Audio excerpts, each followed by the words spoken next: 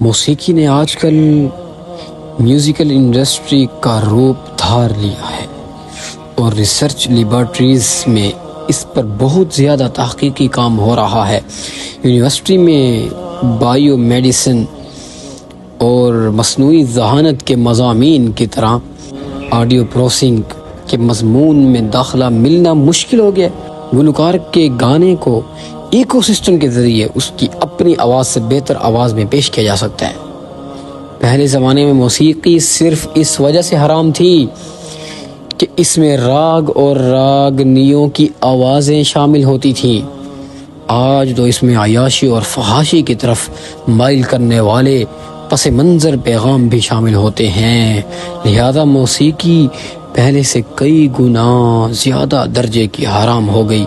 ماضی میں موسیقی سننے والے کے اعمال ضائع ہونے کا خطرہ ہوتا تھا، آج تو موسیقی سننے والے کا ایمان ضائع ہونے کا خطرہ ہوتا ہے۔ اللہ، ماضی میں موسیقی اپنے سننے والے کو نیکی سے بیزار کر دیتی تھی، آج تو موسیقی اپنے سننے والے کو خدا سے بیزار کر دیتی ہے۔ لہذا آج کی موسیقی، یہ سانگز، ان کا سننا حرام در حرام، حرام در حرام عمل ہے۔ یہ تو بات تسلیم شدہ حقیقت ہے کہ موسیقی کا شوقین آدمی نیک لوگوں کے ساتھ مل کر کتنا ہی نیک کیوں نہ ہو جائے، اس کے دل کے اندر موسیقی کی نفرت پیدا نہیں ہوتی، بلکہ 20 سال نیکی کی زندگی گزارنے کے باوجود اگر کبھی وہ بازار یا دکان کے قریب سے گزرے اور اسے کوئی پرانا گانا سنائی دے تو وہ بھڑک جاتا ہے۔ ایک لمحہ میں 20 سال کی محنت دھری کی دھری رہ جاتی ہے، پرانی یادیں تازہ ہو جاتی ہیں۔ اس وجہ سے موسیقی بہت زیادہ خطرناک چیز ہے۔ بچپن کے گانے بچپن میں بھی نہیں بھولتے، موسیقی کے جراثیم مرنے تک بندے کے دماغ میں موجود رہتے ہیں۔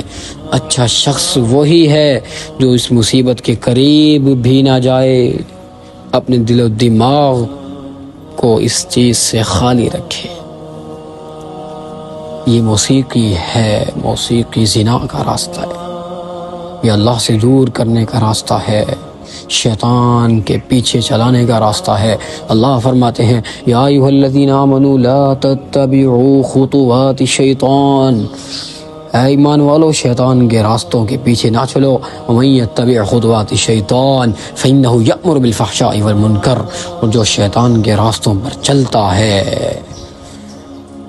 تو شیطان تو کھلا دشمن ہے، انہ لکم عدو مبین، وہ تو تمہیں اللہ سے دور کرنا چاہے گا۔ فإنہ یأمر بالفحشاء، وہ تو بے حیائی اور غلط کاموں کا حکم کرتا ہے۔